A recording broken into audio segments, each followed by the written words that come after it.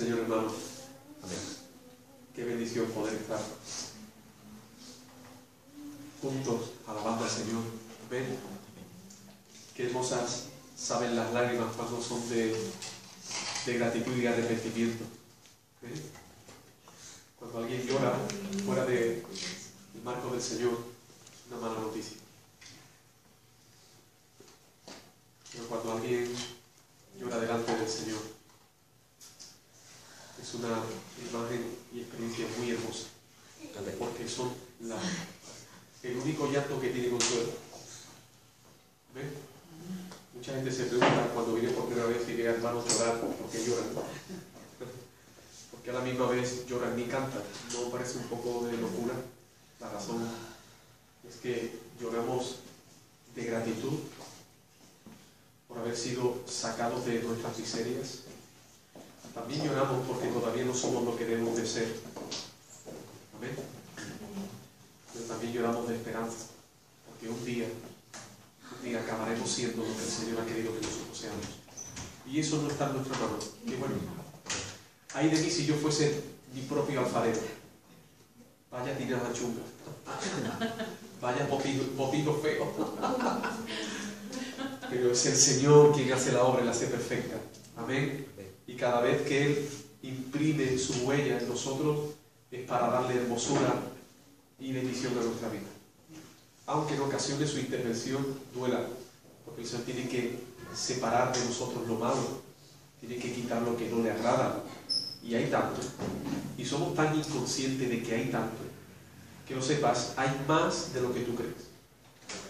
Y la medida en que te acerques a la luz, se harán más evidentes tus manchas y las mías. Amén. Cuando está lejos de la luz, parece que la ropa está limpia, ¿eh? Cuando te acercas. Pero le damos gracias al Señor. Hay un texto en la Escritura que dice que si amontonases todo el jabón del mundo, no podrás quitar la mancha de tu pecado. Es una mala noticia. Es decir, nada de lo que el hombre puede hacer va a poder quitar la mancha, responsabilidad de su pecado ante el Señor. Es decir, la ira de Dios está pendiente para ser derramada sobre el pecador. Sin embargo, la sangre de nuestro Señor Jesucristo nos limpia de todo. Dios exige justicia. Dios exige que el pecador sea castigado. Y el mismo Dios que exige que el pecador sea castigado, se hace hombre. Y para que ese castigo sea derramado sobre él mismo. Muchas veces he dicho que yo me río de las historias de amor de Hollywood. La verdadera y eterna historia de amor es la historia de amor que Dios tiene con su iglesia, a la que ama incondicionalmente, por la que se ha sacrificado y ha dado su vida en la cruz y resucitó al tercer día para que todos los beneficios de su muerte sean beneficios para su iglesia. Amén. Así que tenemos vida porque Él nos ha dado vida. Resucitaremos porque Él ha resucitado. Hemos sido justificados en su justicia y hemos sido salvados de la ira del Señor porque Él recibió y sufrió la ira del Padre en nuestro lugar. Vaya, ese es el Evangelio. Amén. Gloria al Señor. Hoy no me ha dado tiempo de pasar el sermón como casi nunca limpio. Y he tenido que traer el ordenador. Bueno, hoy quiero que comencemos este sermón respondiendo de una manera honesta a una pregunta. Y quiero que participéis. ¿Eres una persona desconfiada o confiada? ¿Cómo te consideras?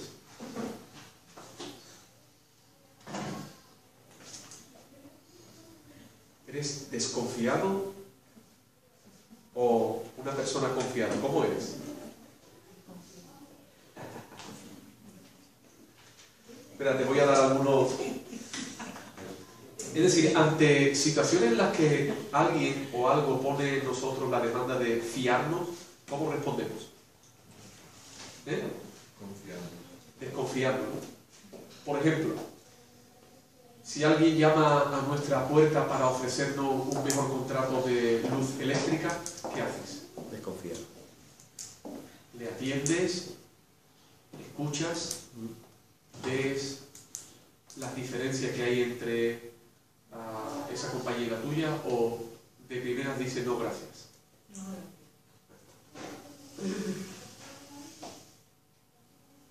Cuando vamos a la tienda a comprar ropa y vemos una oferta demasiado barata, ¿qué haces?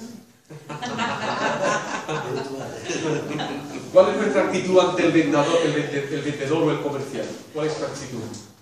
Dice, wow, saca la cartera corriendo, o si es demasiado barato, dice, aquí gato encerrado. Otra pregunta, ¿te cuesta establecer una amistad de manera gradual o siempre desconfías de todos y necesitas años de relación para llegar a confiar? ¿Cómo eres? ¿Eres una persona desconfiada a la hora de relacionarte, o de primeras, pues yo veo aquí gente que dice que sí, otra gente que dice que no, somos diferentes, y aún en eso hay grados de desconfianza y hay grados de confianza? Pero a grandes rasgos, ¿cómo te consideras? ¿Una persona desconfiada o una persona confiada? ¿Cómo es? Confiada, más me dice yo, me considero una persona confiada. ¿Quién se considera una persona desconfiada? No se confía, pero... Vamos a hacer una cosa, que levanten la mano los que se consideran desconfiados. El dedo, ¿vale? El dedo vale. Y levanten la mano los que se consideran confiados. La Mame, la Rosy y yo. Vale. Bueno, una forma muy práctica de saber cómo eres en cuanto a ser confiado y confiado es preguntar a la esposa o al esposo o a los padres qué dicen ellos. En muchas ocasiones no somos conscientes de nuestro propio patrón de comportamiento. Nosotros a veces creemos que somos de una manera y los nuestros nos ven de una manera más correcta, ¿sí? Así que yo me puedo considerar una persona confiada, y cuando le pregunto a mi esposa, ¿tú cómo me ves? Tú eres desconfiado. Si le pregunto a mi esposa, Fer, ¿cómo soy? ¿Cómo me ves tú? ¿Confiado o desconfiado? Confiado. Confiado. Y yo te veo a ti al contrario.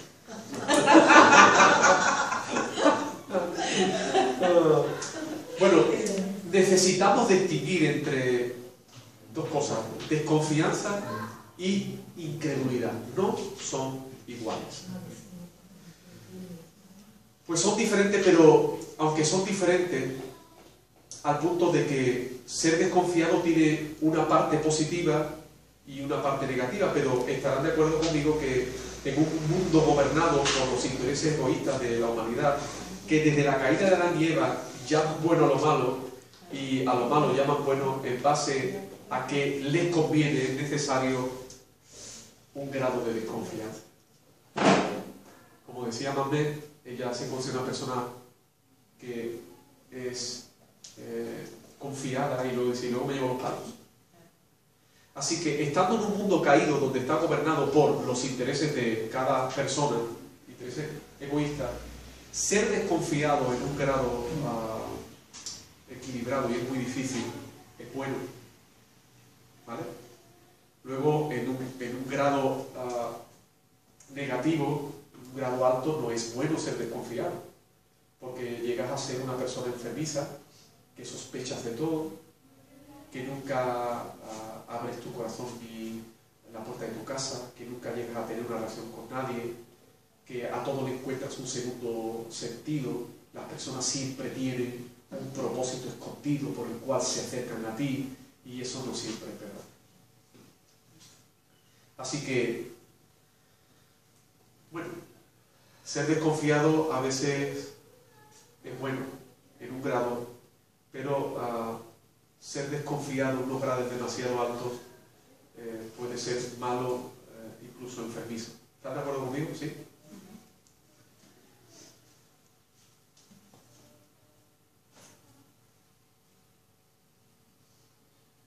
Bueno, queremos saber y necesitamos distinguir entre la diferencia entre incredulidad y desconfianza. Vamos a ir al texto que hoy tenemos delante de nosotros, que es el pasaje de Juan capítulo 7, versículo 1. Si alguien no tiene Biblia, puede acercarse al hermano que está a su lado o le vamos a dar una Biblia para que pueda leer.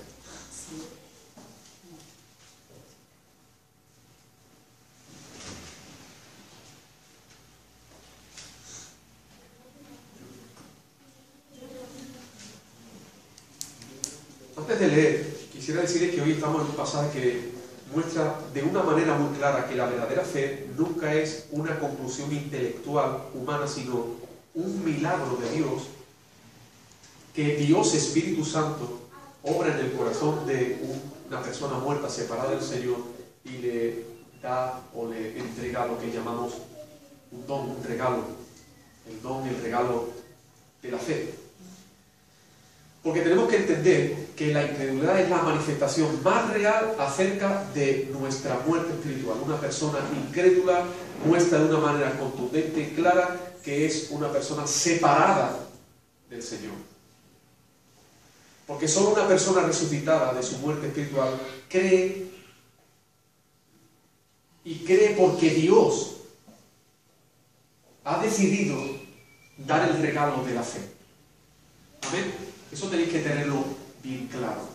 Una persona que no ha sido regenerada, una persona que no ha recibido el milagro de haber recibido un corazón nuevo y una mente nueva, está totalmente imposibilitado para creer en quién es el verdadero Dios, en cuál es su voluntad y responder a esas dos verdades en vivir acorde a la identidad de Dios y su voluntad.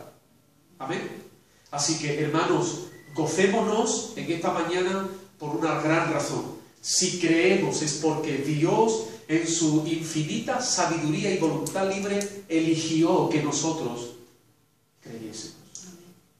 Para ello ha hecho un milagro, lo que llamamos un génesis, una nueva creación. Amén. Amén. Y dos, esta verdad debe de capacitarnos con paciencia a la hora de tratar con los ciudadanos de esta tierra, con nuestros familiares, para cuando ellos manifiesten una rotunda incredulidad, saber que ellos por sí solos no pueden solucionar su problema. Necesitamos la intervención de Dios. Así que abandone esa tendencia que tenemos los creyentes a veces. Intentar por nuestros métodos, nuestra sabiduría o nuestra contundencia o rigidez, que los nuestros lleguen a entender la verdad acerca de quién es Dios. Es imposible. Desiste. No hay manera de que tú convenzas a nadie. Es el Espíritu de Dios quien convence de justicia, de juicio y de pecado. Así que esto es necesario que lo entiendas. ¿Sabes para qué? Para que dejes de vivir una situación frustrante a la hora de intentar que los tuyos nazcan de nuevo y acudir a Dios para que Él, que es el único que puede y hará la obra, la haga. Amén. La salvación es de Jehová, dice la Escritura.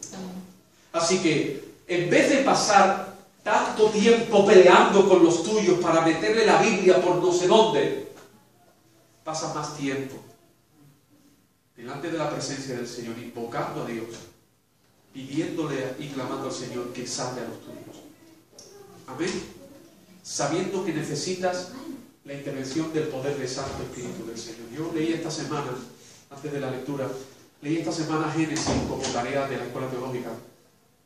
Y el Génesis comienza con Dios creó los cielos y la tierra, pero la tierra estaba como desordenada y vacía, y hay una primera intervención en medio de esa situación de la segunda persona, de la tercera persona Trinidad. Dice, y el Espíritu de Dios se movía sobre la faz. Y después de que el Espíritu de Dios se movía sobre la faz del abismo, Dios habló y dijo que hágase qué, hágase la luz. Y yo podía ver ese cuadro como una representación muy clara acerca de la situación del hombre caído y la necesaria intervención de Dios. El hombre es creación de Dios. Amén. Amén. Pero el hombre, por causa del pecado de Adán y Eva, viene a la existencia en una situación de separación de Dios, de caos, de oscuridad, de tinieblas y de muerte. Amén. Amén. Y primero que interviene en la vida de una persona que está separada del Señor es el Espíritu Santo, es el que viene a tu encuentro y empieza a tratar contigo, empieza a afectarte para convencerte. Y en esa obra del Espíritu de Dios viene la luz, el entendimiento. Y hay un momento en tu vida en el que tú dices, wow, pero si yo he leído siempre la Biblia, pero si yo he pensado siempre en Dios, pero si es que yo creía que yo creía. Pero Dios ha intervenido, ha quitado el velo de tus ojos, ha abierto tus ojos y te ha convencido de la verdad acerca de quién es Dios y cuál es su voluntad. Y eso ha resultado en que tú respondes con arrepentimiento y fe. Ya no quieres vivir sin Él. No puedes vivir de otra manera. Amén. Quiero que entiendan eso para que ustedes apliquen la misma verdad que Dios ha aplicado a su vida, la misma intervención, la misma secuencia a la hora de regenerarnos, de salvarnos, para que usted sea una herramienta en las manos del Señor que depende de la obra de la tercera persona de la Trinidad. Dios Espíritu Santo es quien tiene que obrar en los suyos para convencerles. Amén. Así que no es a voces, no es a base de castigos, no es a base de reglas rígidas. Y ahora vas a orar. Es como decirle a una esposa, y ahora me vas a dar un beso. No tiene sentido. Relacionarse con el Señor es el fruto de un verdadero amor, una verdadera convicción. Acudir a Él es estar convencido de que Él es la fuente de mi vida. Amén. Así que por favor, cuando hables con los tuyos, confía más o solo en la intervención de Dios más que en la tuya. Eso no significa que tú no le hables a los tuyos. Tú tienes que hablarles, tú tienes que guiarles al Evangelio, pero tienes que hacerlo con amor, con paciencia, con sabiduría, sin que tú seas el obstáculo para el propio Espíritu de Dios para que haga la obra. Amén. Esto lo he encontrado mucho y necesitas defenderte de esto. Ora con ellos, convénceles con amor, pasa tiempo con tus hijos, háblales del Señor de una manera amable, no les fuerces, porque forzarles no sirve para nada. No es con espada, no es con ejército, es con su santo, ¿cómo? Espíritu. Amén. Y te voy a dar una garantía. Tus hijos, tus familiares, no son más fuertes que Dios. Como tú y yo tampoco lo fuimos. Recuerda algún momento en tu vida en el que no había quien pudiera contigo, ¿sí? Y a lo mejor alardeábamos de eso. Pero vino el Señor y no te echó un pulso. Sopló. Te derribó. Y caíste rendido. Amén. Así que los tuyos necesitan la poderosa intervención de Dios. ¿Lo recordarán? Amén. ¿Sí? Me tomo un poco más de tiempo, sé que a lo mejor no le diré, pero me lo tomo un poco más de tiempo, por favor. Las maneras son, cariño, leemos un capítulo de la Escritura juntos que de verdad me hace ilusión verlo contigo. Es que ahora no puedo, es que ahora... No, vale, cariño, persona. Cuando venga un momento que tú sepas que yo voy a esperarte para ver juntos. ¿Te parece? Malo, ¿no? Sabiduría, amor, cariño. Amén. Y que vean en ti esa imagen del Señor intentando por amor salvarles. Ahora siéntate aquí. De pronto ya lo que reacciona es el corazón rebelde de los nuestros. ¿Y por qué?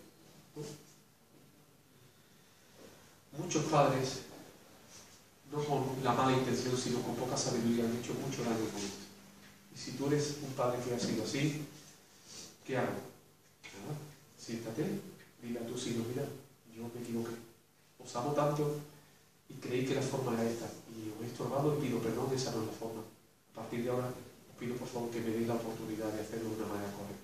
Porque, aunque lo haya hecho mal, tenéis que saber que lo hago porque os amo. Pero soy más torpe que una escopeta caña. Pero Dios es bueno y paciente. ¿Amén? Capítulo 7. Tiene un título ahí que va a determinar la situación en la que estamos leyendo, y es incredulidad de los hermanos de Jesús. ¿Sí? Veamos. Después de estas cosas, andaba Jesús en Galilea, pues no quería andar en Judea, porque los judíos procuraban ¿qué? Matarle.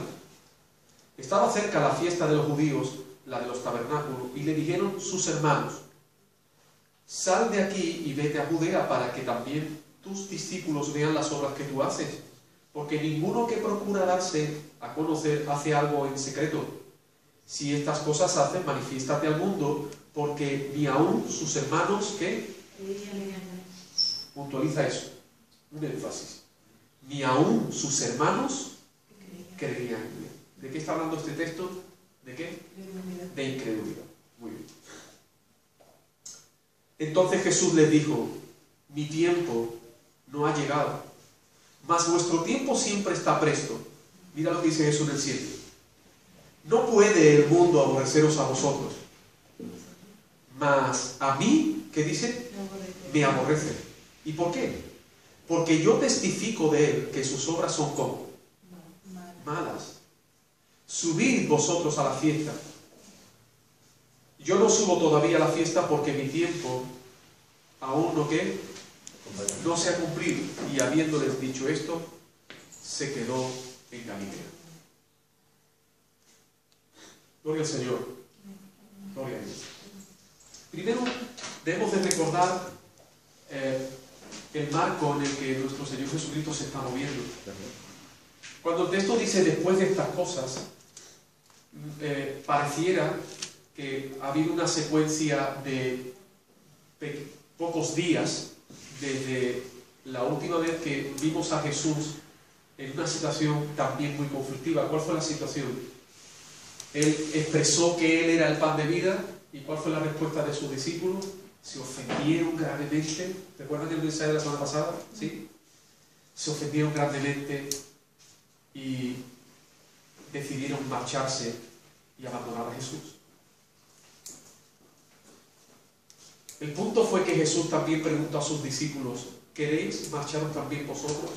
Y sus discípulos, en este caso Pedro en representación, dio una respuesta muy contundente. Y les dijo: ¿a quién iremos?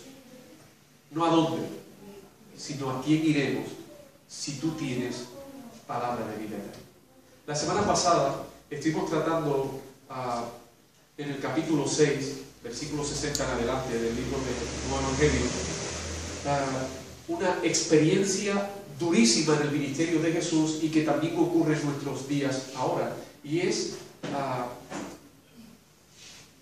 cómo se generan falsos o temporales creyentes.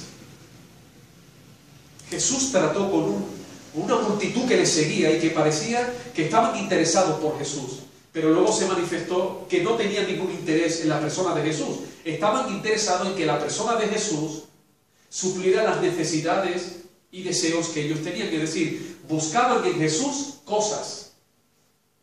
Esa era la razón.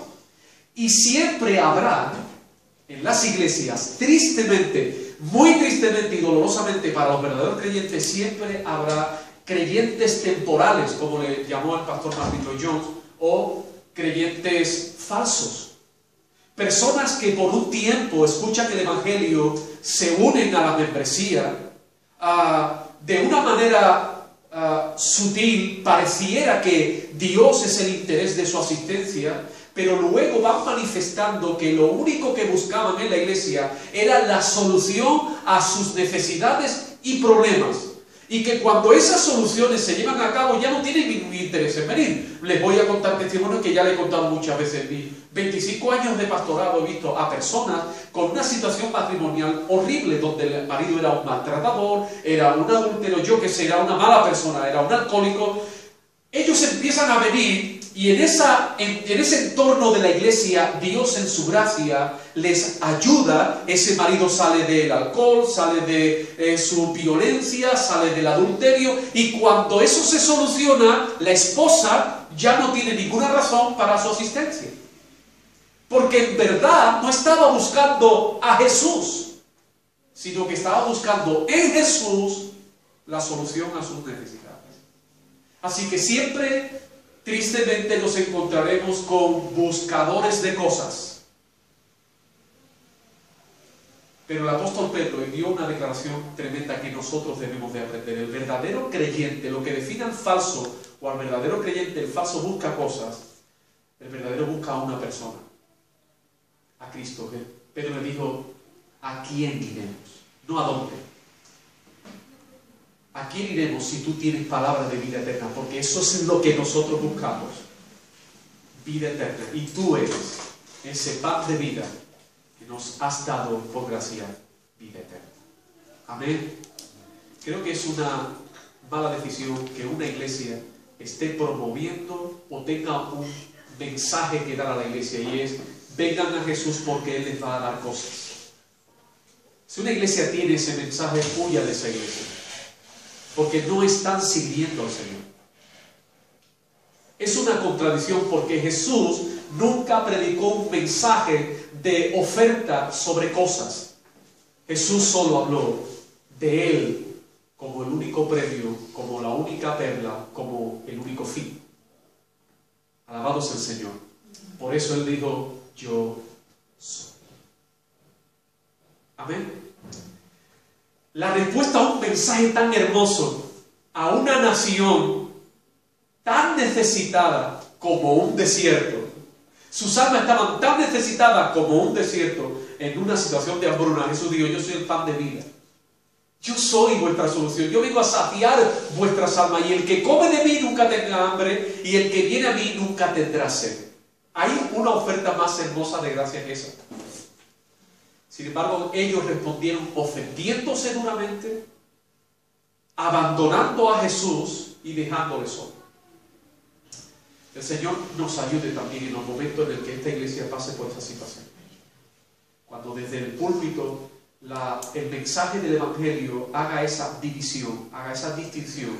Cuando el mensaje del Evangelio sea una luz que alumbra las intenciones secretas de los asistentes, sufriremos esta experiencia.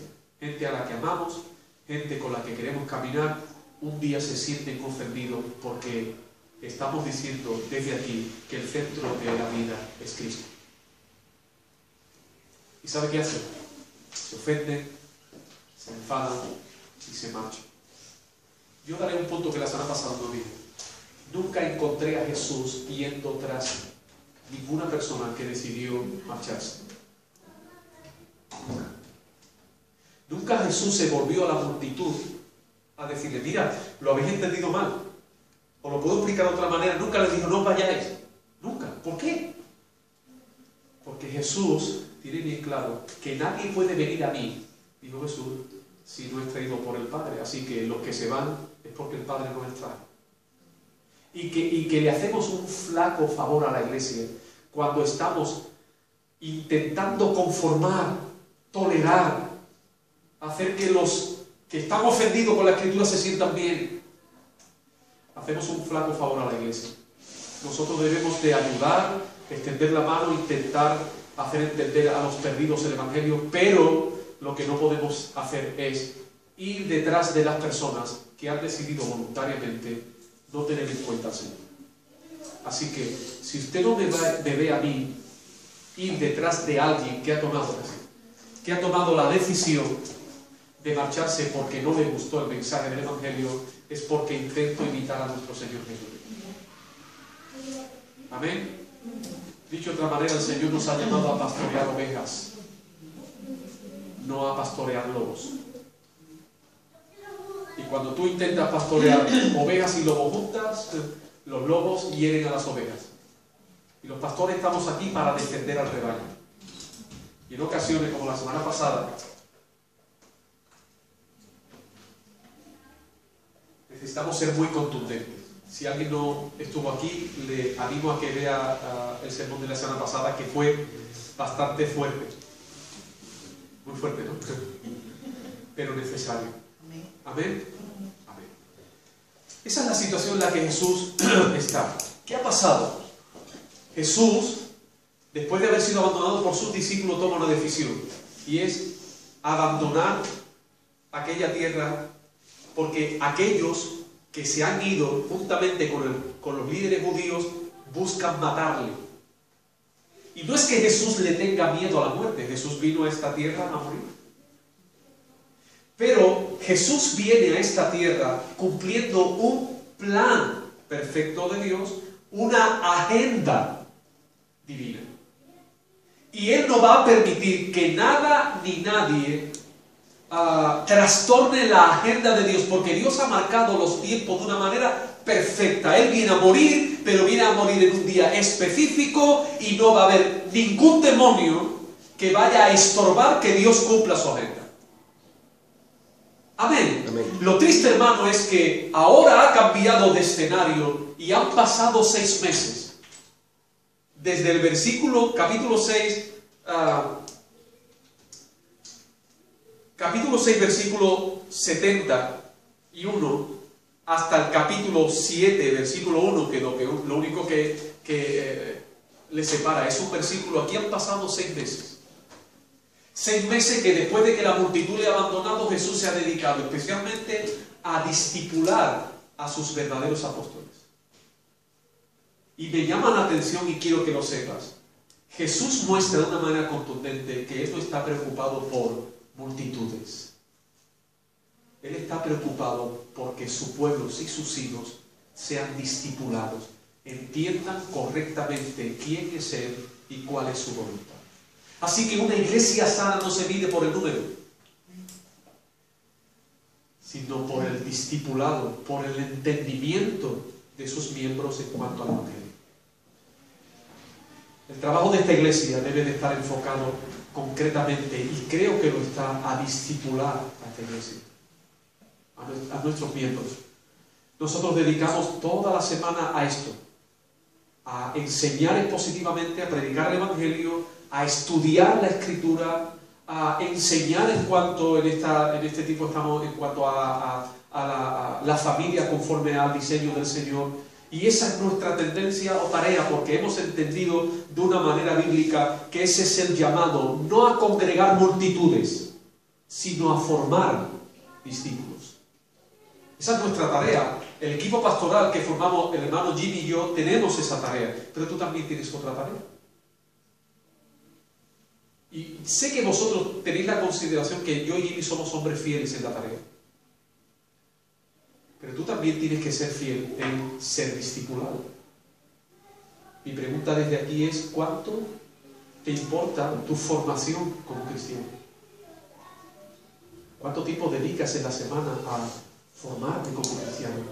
A atender a las Escrituras, a conocer, entender, crecer en tu entendimiento acerca de quién es Dios y su voluntad. Y desde aquí siempre lo decimos: si alguien tiene problemas con eso, por favor cuente con nosotros. Estamos dispuestos a ir a tu casa, a sentarnos, a que tú preguntes 1001 preguntas. Al pastor tú le pones un café y un pastelito y se lleva allí 6 días hablando. Amén. Y no le pongas agua, porque si no... Amén. Pero nuestra pasión y nuestro anhelo es formar a nuestros hermanos. Sabéis, hermanos, que si vosotros tuvieseis más necesidad de enseñanza, más enseñanza tendríais. ¿Sí o no? Tenemos 3 días en nuestra agenda, pero nosotros podríamos convertir los 3 días en agenda en 6 días en agenda. No hay ningún problema, porque esa es nuestra responsabilidad. Así que yo sé cuál es mi responsabilidad, que es formar a la iglesia, conforme a la Escritura, pero también necesito que tú estés en tu responsabilidad, y es ser discipulado, dar tiempo, pasar tiempo ante la Escritura, pasar tiempo con otros hermanos maduros para que te enseñen.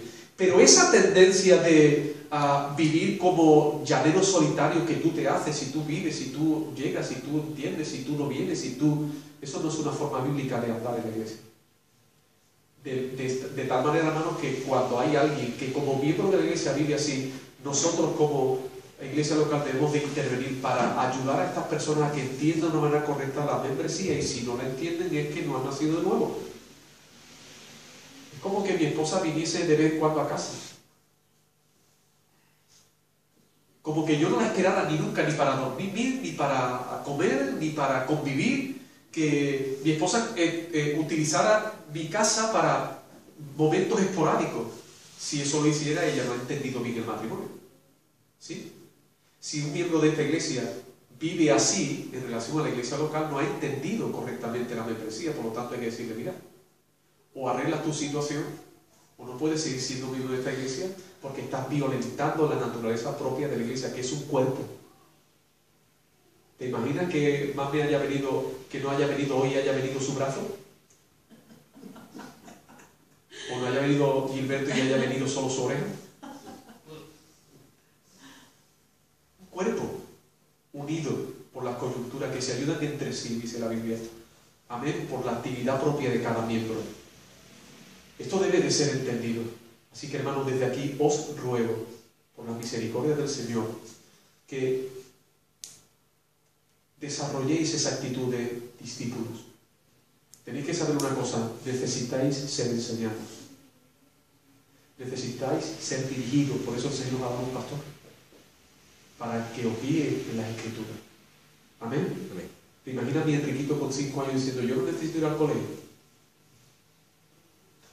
No es normal, ¿no? Todavía sería peor que su padre dijera: mi niño no necesita ir al colegio. Todavía sería peor. Pues en iglesia que no tienen este entendimiento, el Señor les ayude a los que la lideran y a sus miembros. Pero aquí en esta congregación tenemos esta tarea aprendida de la Escritura. Nuestro Señor Jesús pasó como 6 meses de retiro con sus apóstoles. Sí que siguió haciendo milagros, pero se dedicó de una manera más contundente a enseñar a los discípulos la correcta doctrina. ¿Amén? Amén. Amén. Eso es lo que pasa en el primer versículo. Dice: después de esta cosa, andaba Jesús en Galilea, pues no quería andar en Judea porque los judíos procuraban matarle. Versículo 2. Está cerca la fiesta de los judíos de los tabernáculos. Por eso sabemos que ha pasado 6 meses.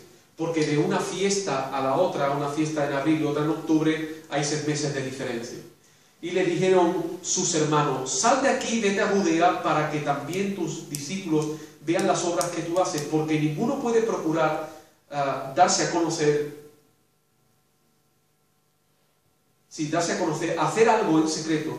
Si estas cosas hace, manifiéstate al mundo, porque ni aun sus hermanos creían en él. Pareciera que el texto tiene una contradicción. Por un lado, sus hermanos en la carne les dicen: vete a la fiesta nacional, vete al momento más álgido y público de Israel, y allí haz tus milagros, muéstrate, que todo el mundo vea quién eres tú. Y pareciera que hay una verdadera fe de parte de sus hermanos en la persona de nuestro Señor Jesucristo. Pero el texto dice, después de eso, que ni sus hermanos creían en él. Es una contradicción aparente, ¿sí?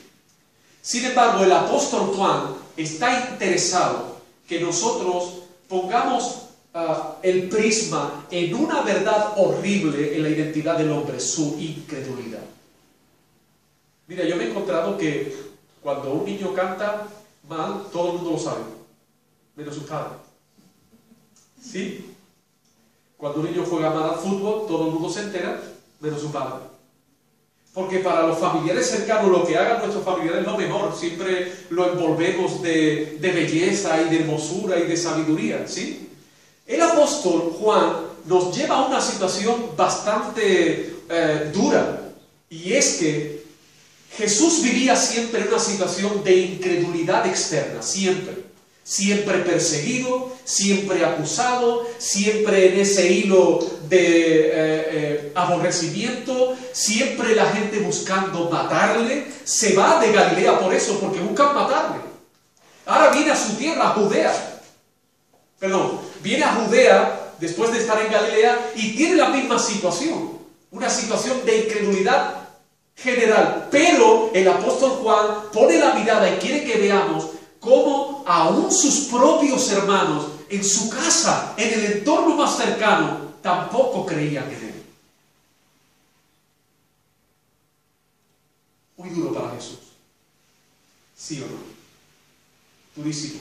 Seguro que los hermanos, ponte a pensar, seguro que los hermanos que viven allí y que han oído cómo critican a su hermano, cómo la gente dice cualquier día que los íntimos amigos de los hermanos de Jesús le dirían: pero a tu hermano, ¿qué le pasa? Mira, está bien que haga milagros, está bien que predique, pero ¿por qué se opone a los judíos, al liderazgo? Se está volviendo loco. Luego tu hermano va diciendo por ahí que es Dios. Que se está pasando un poco, ¿no? A ver si habláis con él, porque estáis buscando problemas y además la gente ya está mirando mal a vosotros. Y esa tensión está en el hogar del propio Jesús. Para que veas, hermano, que tener fe no es la conclusión de una reacción intelectual o capacidades humanas. Ni aún sus hermanos creían en Él. Creer en el Señor Jesús, tal como Él es un milagro.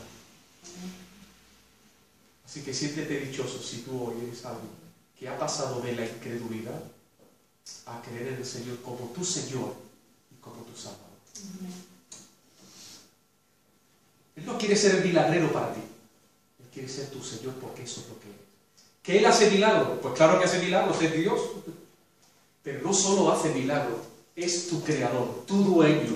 Y Él es santo, Él es bueno perfectamente y tiene un plan perfecto para ti. Que seas su hijo, su hija y que eternamente disfrutes de Él por toda la eternidad. Amén. Nos sentimos dichosos. Pero ni aún sus hermanos. ¿Qué es lo que está diciendo Juan? Que sus hermanos tienen la misma visión y el mismo deseo que todo el mundo. Quiere que vaya a Jerusalén y que muestre sus milagros, porque si muestra sus milagros de una manera contundente, por un lado no van a tener esa experiencia de, oye, ¿qué le pasa a tu hermano? ¿No? Sino que se van a sumar a la fama de su hermano. Mi hermano es el que hace los milagros. ¿O no? Vosotros perseguís a mi hermano, pero mi hermano es el que hace los milagros. Buscando una satisfacción, buscando una identidad falsa de una manera incorrecta. Querer estar unido a Jesús no por lo que Jesús es, sino por lo que Jesús hace. ¿Ves que no hay ninguna diferencia entre sus hermanos y las multitudes que se convirtieron en sus mayores enemigos? El resultado de todos aquellos que asisten a esta congregación y que solo ven en Jesús y que hayan identidad en Cristo en lo que Jesús hace y no en lo que Jesús es, tristemente terminan siendo enemigos. Es la misma reacción. Hay un momento, mame, en que la palabra, el mensaje, la verdad acerca de quién es Dios le incomoda. Porque la diferencia entre ser, como dijimos al principio, desconfiados y ser incrédulos, es que la incredulidad está basada en la negación a creer la verdad. Incredulidad es la negación consciente de creer la verdad. Con Jesús no podía ser confiado o desconfiado, porque Jesús ha demostrado en 33 años quién es Él. Al punto que el apóstol Juan dice, y vivimos con Él y vimos ¿qué? Su gloria. Lo único que vimos de Él fue gloria. Nada de lo que hubo en Él fue para provocar desconfianza. Nada. Siempre fue todo bueno. Siempre hubo milagros. Siempre hubo sabiduría de la Escritura. Siempre Dios fue el centro de su vida y de su ministerio. Por lo tanto, la diferencia entre ser desconfiado y ser incrédulo es que la incredulidad es una respuesta consciente a negarnos a creer la verdad. Jesucristo dijo, yo soy el camino, yo soy la verdad y yo soy la vida. ¿Y sabe qué dice el hombre incrédulo? No lo quiero creer. ¿Y por qué el hombre incrédulo no quiere creerlo? Porque los intereses de Dios contradicen los intereses de los hombres. La incredulidad es una manifestación de estar en desacuerdo con los intereses de Dios. La incredulidad es una manifestación del hombre, del incrédulo, en cuanto a los intereses de Dios. La pregunta aquí sería, ¿te interesa a ti lo que a Dios le interesa?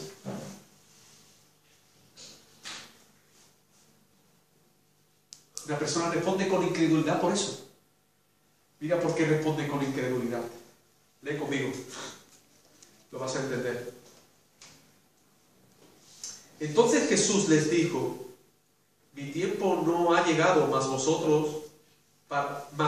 vuestro tiempo siempre está presto. No puede el mundo aborreceros a vosotros, mas a mí me aborrece. ¿Por qué? Por eso. Esa es la reacción de la incredulidad. Te aborrezco.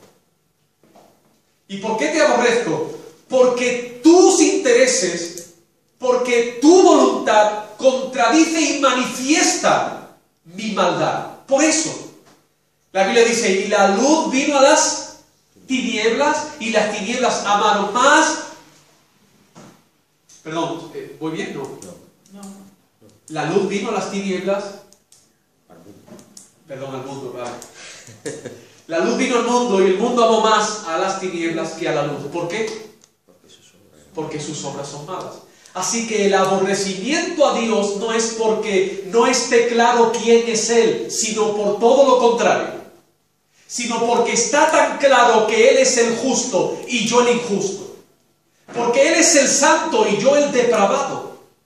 Porque Él es el bueno y yo soy el malo. Por eso es que le aborrezco, porque Él expone de una manera clara mi maldad.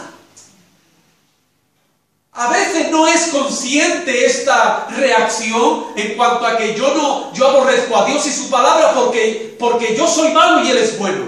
Quizá no se exprese, pero esa es la realidad. Ese es el centro de la razón por la cual los hombres y las mujeres no quieren rendirse a Dios. ¿Qué le pasa a mi familiar que no quiere rendirse a Dios?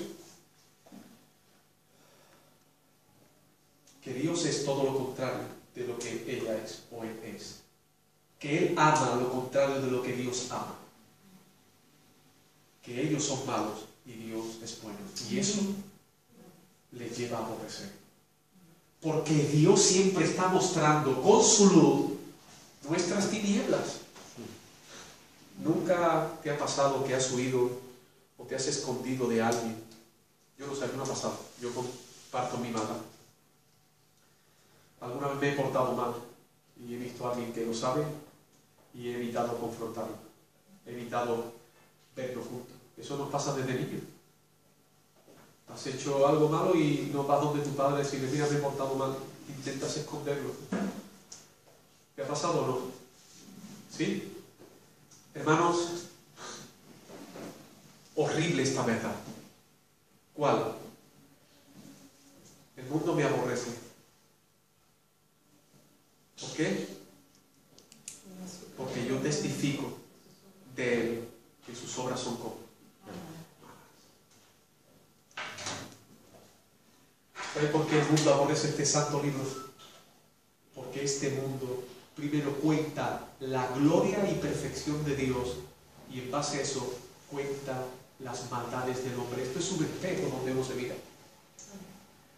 ¿Cuántas personas conoce que leen la Biblia? Pocas. Porque la tendencia del hombre es huir de la luz. Y aún aquellas personas que acuden a la lectura de la Biblia, acuden a ella con un prisma humano e interesado. Van a ella como buenos. Entonces, cuando la Biblia habla de maldad del hombre, no se ven reflejados. Es como cuando decimos que yo no soy desconfiado y mi esposa me dice, y mucho, es si que eres desconfiado. Porque tenemos la tendencia a vernos a nosotros mismos de mejor manera de lo que en verdad somos. Así que los lectores superficiales de la Biblia van a la Biblia creyendo que son buenos.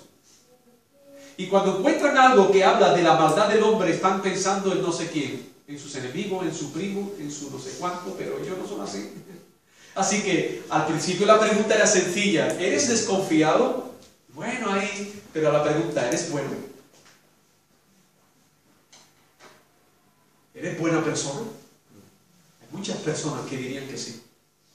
Y a veces no lo expresan porque, en el entorno en el que estoy no puedo decirlo porque se sabe, suena mal. Pero hay personas que se consideran buenas personas.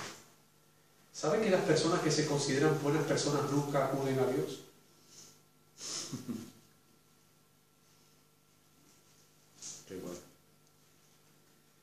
Los que acuden al Señor son aquellos que Dios les ha convencido de su maldad. Es verdad que primariamente la experiencia debe ser confrontado con nuestro pecado, es como dura, ¿sí? Es dura verte delante del Señor como Él te ve. Un pecador, alguien que ha aborrecido su voluntad, alguien que ha vivido para su propia gloria, bajo sus propios deseos, que no ha querido tenerle en cuenta. Sin embargo, es precioso cuando oyes de la parte del Señor diciéndole, pero yo te amo. Pero yo te amo.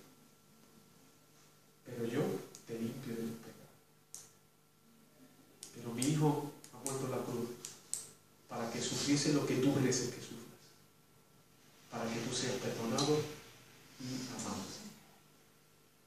Alabado sea el Señor. Amén. Amén. ¿Quién es capaz de responderme la pregunta? ¿Eres bueno? ¿Te consideras buena persona o mala persona? Ahora aquí levantar la mano si es duro, ¿eh?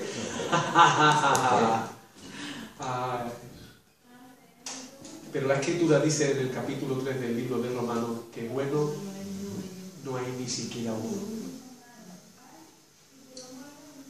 Amén. Amén. Así que si ninguno somos buenos, ¿qué es lo que deberíamos de hacer todos? Arrepentirnos. Eso es lo que deberíamos hacer todos. Y es lo que tiene que hacer Irma, y Antonio, y Antonito, y Mari Carmen, y Mame, y todos los que estamos aquí. Solo hay una reacción posible y correcta. Dios muestra nuestra maldad, y ante nuestra maldad lo que toca es arrepentirse y vivir para la gloria del Señor. Sin embargo, después de este culto, habrá personas que asisten en este pequeño grupo y seguirán viviendo para sí mismos, negándose a rendir su corazón al Señor. Esto es lo duro. Pero cuando se miran al espejo, se van a seguir viendo más o menos, reinterpretando la Escritura, diciendo que partes de la Escritura son verdad, partes de la Escritura son mentira, o partes de la Escritura son para todo el mundo y partes de la Escritura son para ellos. Para ellos son lo que les beneficia, para los demás lo que les acusa. Lo horrible de esta situación es que ni sus propios hermanos creían en Jesús. Pero no solo sus propios hermanos. Y vamos a ir finalizando la exposición. Jesús vuelve a estar una vez más en la misma situación en Judea que en Galilea.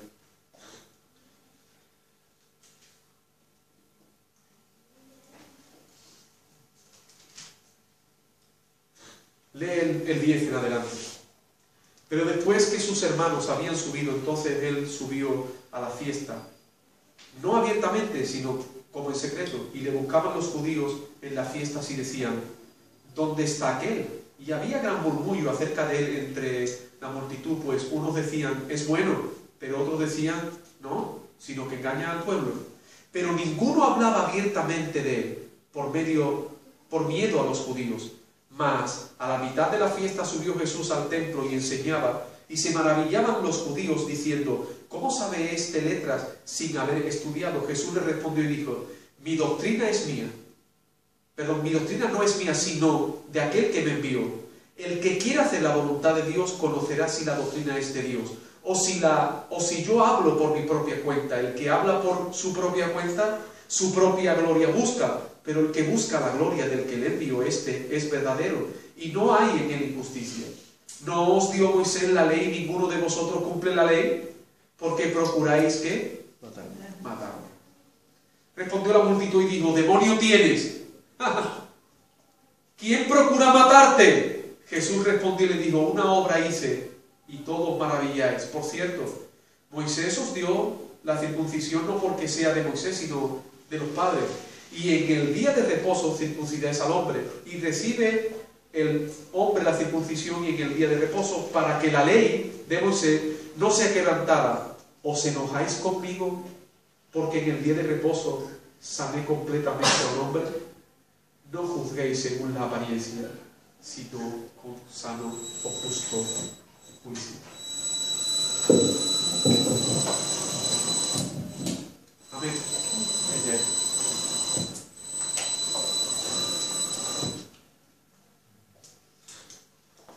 Jesús termina en el mismo escenario que empezamos,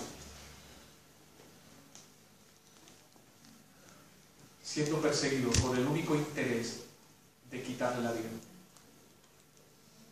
Si preguntas a esta sociedad, ellos te dirían o quisieran que Dios ni existiese. Porque si Dios no existe, no hay responsabilidades. ¿Sí? Como no lo pueden quitar de la historia, entonces lo quitan de su responsabilidad. Por lo tanto te dirán: yo soy un incrédulo. El apóstol Pablo en el libro de Romanos capítulo 1 nos enseña que eso no es real. Lean conmigo capítulo 1, versículo 8. Versículo 18. Romanos 1, 18.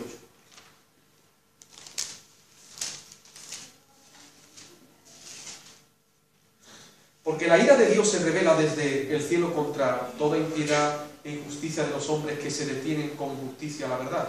Porque lo que de Dios se conoce le es manifiesto, porque Dios se lo manifestó. Porque las cosas invisibles de Él, su eterno poder y deidad, se hacen claramente visibles desde la creación del mundo, siendo entendidas por medio de las cosas hechas, de modo que no tienen que excusa. Pues habiendo conocido a Dios, no le glorificaron como a Dios, ni le dieron gracias, sino que se envanecieron en su razonamiento, y su necio corazón fue entenebrecido. Profesando ser sabios, se hicieron ¿qué? Necios. Podríamos expresar que la incredulidad es fe. Y más la incredulidad, el mayor incrédulo es una persona de fe firme. Porque la incredulidad es fe en mí mismo. Incredulidad es fe en mí mismo por encima de... El incrédulo busca, hermanos míos, respuesta en su propio corazón. El incrédulo se fía, no es desconfiado de su propia opinión. El incrédulo interpreta el mundo, el universo, Dios y cómo vivir conforme él cree. Así que el verdadero incrédulo es una persona de absoluta fe en sí mismo. Por eso toda la Escritura es un consejo: fíate de Dios de todo tu corazón. Cree en el Señor y serás salvo. De tal manera amó Dios al mundo que ha dado su Hijo unigénito para que todo aquel que cree en Él no se pierda, mas tenga vida eterna. El que creyere será salvo, mas el que no creyere ya ha sido condenado. Así que hay una horrible condenación de juicio. Escucha bien, Jesús habló acerca de esto y dijo: será el crujir de dientes. La experiencia en la eternidad no será estar durmiendo, no estará de fiesta con camarón como mucha gente cree, no estará allí con Michael Jackson. La experiencia en el infierno es una experiencia de juicio horrible. Jesús dijo: será el crujir de dientes, el lloro, el llanto de día y de noche, donde no hay descanso. ¿Y todo por qué? Porque el hombre ha preferido creer en sí mismo, despreciando y avergonzando la sabiduría de Dios. Así que la incredulidad es una oposición de orgullo, es una oposición de rebelión, expresándole a Dios: yo sé más que tú. Yo soy más sabio que tú, yo soy más bueno que tú, yo soy más justo que tú, porque yo soy más que Dios. Eso no se expresa